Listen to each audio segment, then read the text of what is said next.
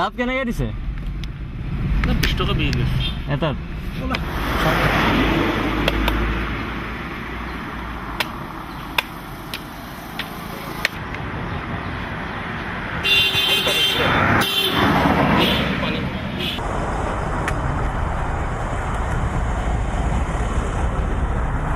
ধৰি লোৱা আজি আমাৰ 60-62 চনৰ পৰা এই ব্যৱসায়ী আৰু আমাৰ লগত আৰু কেইজনমান ব্যক্তি আছিল পহিলা ষ্টাৰ্টিং কৰোঁতে, তেতিয়া আমি প্ৰায় 30-40 পইচাৰ পৰা আমি ডাব বেচিছোঁ। আজি 20 টকা হৈছে।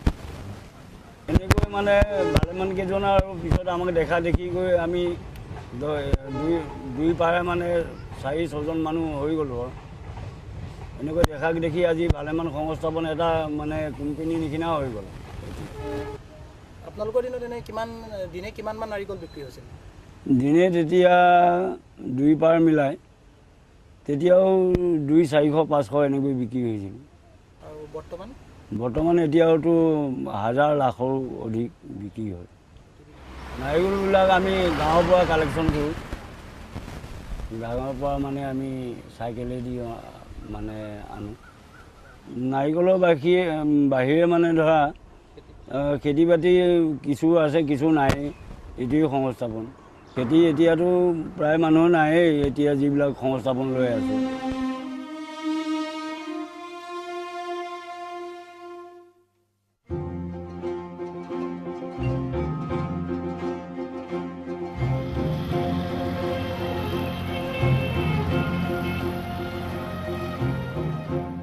মই আজি এই ব্যৱসায়টো প্ৰায় 14 বছৰ হ'ল কৰা। এই ব্যৱসায়টো কৰি ঘৰখন চলি আছিলোঁ, অৰ্থাৎ অন্যথা ঘৰখনৰ কিছু খেতি বাতিকে ইত্যাদি কৰি সমস্যাবিলাক সমাধান কৰি আছিলোঁ। এতিয়া ধৰি লওক এনেকুৱা এটা পৰিস্থিতিৰ সন্মুখীন হৈছে যে ভাবিব নোৱাৰা। এই ব্যৱসায়টো সিফালে যেতিয়া ফ'ৰ-লাইনটো হৈ গ'ল, সিফালে ব্ৰিজখন যেতিয়া চলিব লৈছে, হ'ব ধৰিছে, ধৰি লওক আমাৰ এই ব্যৱসায়টো নাথাকিব। আৰু এই ব্যৱসায়টো নাথাকিলে ধৰি লওক আমি বহুত পৰিস্থিতিৰ সন্মুখীন হ'বলগীয়া হ'ব। আমাৰ লগতে গাঁৱৰ ভিতৰৰ অঞ্চলৰ কিছু লোক ধৰি লওক দুখীয়া শ্ৰেণীৰ মানুহ ধৰি লওক ইয়াকে বেছিকিনি ধৰি লওক কিবা ল'ৰা ছোৱালী পঢ়া শুনা খৰচ উলিয়াইছিল, কিবা কৰিছিল। এতিয়া ধৰি লওক এইটোৰ পৰাও আমি বঞ্চিত হ'বলগীয়া হৈছে। ধৰি লওক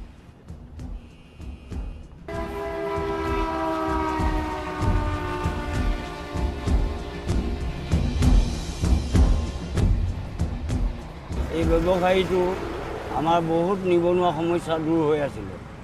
এই অশিক্ষিত অভিধান ল'ৰা ছোৱালীবিলাকে এতিয়া ফ্লাইঅভাৰখন হৈ যোৱাৰ পিছত আমাৰ এই অঞ্চলৰ প্ৰায় কমচে কম কোটি মানুহৰ সংস্থাপন গোটেই জিলাখনৰ ভিতৰত।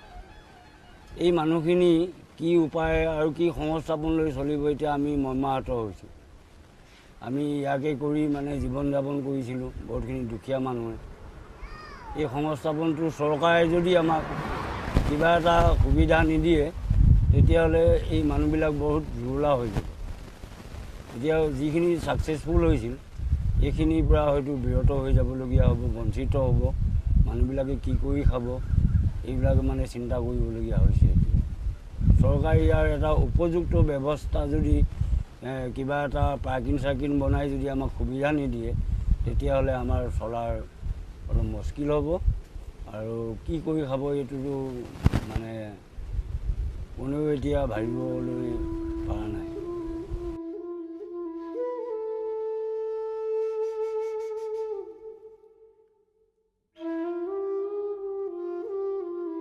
আৰু সেই কথাটো হ'ল কি, ফ'ৰ-লাইনতো এতিয়া ধৰি লওক গছ গছনি নোহোৱাৰ কাৰণে আমি তাতো ব্যৱসায়টো আৰম্ভ কৰিব নোৱাৰোঁ। গছটো এইটো কাৰণে লাগে, ছাঁটো হ'লে যিকোনো এখন গাড়ী তাত ৰখাই পেলাই গাড়ীখনো এটা শান্তি পালে আৰু পানীকণ খোৱাজনো এটা শান্তি পালে। এতিয়া গছ গছনি নহ'লে ধৰি লওক তাত ইমান ৰ'দত আৰু গাড়ী ৰখাই পেলাই কোনো খাব নিবিচাৰিব দিয়কচোন। আমি অকল ডাব বুলিয়ে নহয়, ডাব নাৰিকল বুলিয়ে নহয়, ধৰি লওক আমি মানে পাচি খৰাহি আৰু কল, এনেকৈ ধৰি লওক ফল মূল আৰু যিকোনো বেছি ধৰি লওক ইয়াতে আমি মানে জীৱন নিৰ্বাহ কৰি আছোঁ। এতিয়া ধৰি লওক এই ৰাস্তাটো যদি আপোনাৰ ফ'ৰ-লাইন হৈ গুচি যায়গৈ, বাকী ধৰি লওক আমাৰতো বহুত সমস্যা আহিব। এতিয়া কি কৰিম আমি চিন্তিত হৈছোঁ তাৰপিছত। হয়, আমি কেনেকৈ চলিম, কেনেকৈ ল'ৰা ছোৱালী পোহপালন দিম, ল'ৰা ছোৱালী পঢ়ি আছে, এতিয়া কি কৰিম আমি চিন্তা কৰি পাত্তা পোৱা নাই। এনেকৈ চৰকাৰৰ মানুহ আহি কেতিয়াবা সুধি কোনোবাই ফটো চটো কৰি লৈ যায়, কিবাকিবি আৰু প্ৰত্যেক দোকানীবিলাকৰ নাম চাম লিখি লৈ যায়।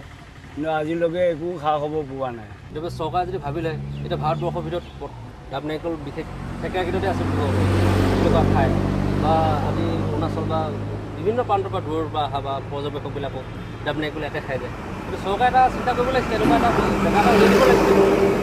তেতিয়া মানে জেগাডোখৰ ঠাইৰ নামটো ৰ'ল হয় আৰু মানে এইটোতো কোনো নেচাৰেল বস্তু, এইটোতো কোনো মেডিচিনে বনোৱা নাই, এইটো গছৰ এটা ফল, এটা ফ্ৰেছ বস্তু। ফ্ৰেছ বস্তু, এইটো মানে কোনো পেটৰ সকলোৰ কাৰণে ভাল। গতিকে এইটো চৰকাৰে এটা ভাবি চাব লাগিছে, ভাবি চোৱা নাই এতিয়ালৈকে। এতিয়া আমি এজন ব্যক্তিয়েনো কি কৰিম, এনেই ঘৰ চলাব লাগে, এইফালে কি চিন্তা কৰিব। ওপৰলৈ চিন্তা কৰিব পৰা ব্যৱস্থা থকাহেঁতেনতো চাকৰি বাকৰি কৰিব পাৰিলোঁ। ওপৰলৈ ব্যৱস্থা কৰিব পৰা ক্ষমতাটো নাই, গতিকে এইবিলাককে কৃষিজীৱী বস্তুকে মানে জীৱন যাপন কৰা গৈছে, তাকে লৈ নিজৰ খেতিৰ বস্তু। 3টা পৰিয়াল এখন ডাব দোকানৰ পৰা চলি আছে। মোৰ পৰিয়ালটো চলাই নহয়, কাৰণ যিজনে আনি দিছে মোক সেই পৰিয়ালটো চলি আছে। আৰু যিজন খেতিয়ক মানে নাৰিকল গছ আছে সেইজন পৰিয়ালো চলি আছে, নহ'লে তেখেতে ক'ত বিক্ৰী কৰিব।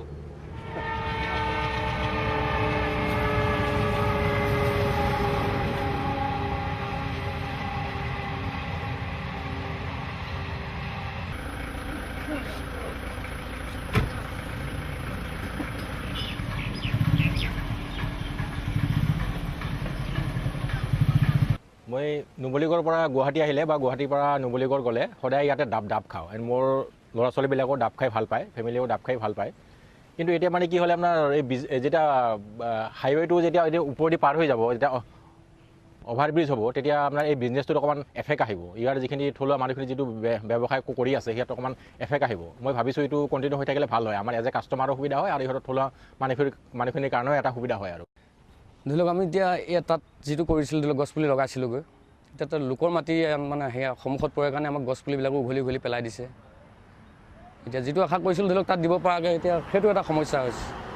যিসকলৰ ধৰি লওক গাৰ্জেন তেখেতলোকে নিজৰ ববীয়াকৈ সেইবিলাক নিজৰ ববীয়াকৈ ৰাখি থৈ দিছে। ধৰি লওক সময়মত হয়তো কিবা অন্য দোকান বজাৰ বহুৱাব, তেনেকুৱা এটা হেৰি। এতিয়া আমি প্ৰায়বোৰে তাত মাটি পোৱাই নাই, আৰু পালেও ধৰি লওক যিকোনো যেনেকুৱা জেগাত পাইছোঁ এতিয়া তেনেকুৱা জেগাত দোকানখন দিয়া সম্ভৱ নহয়। ভৱিষ্যতে মানে বিকল্প ব্যৱস্থা কি কৰিম আৰু মানে ব্যৱসায় কৰা মানুহ যেতিয়া কিবা এটা ব্যৱসায়টো কৰিবই লাগিব। ধৰি লওক কিবা এটা নকৰিলে যেন চলিব পাৰিম, এইটোতো অসম্ভৱ। ইনকমটো আমাৰ কমি যাবগৈ টোটেলি, কিছু সমস্যা হ'ব।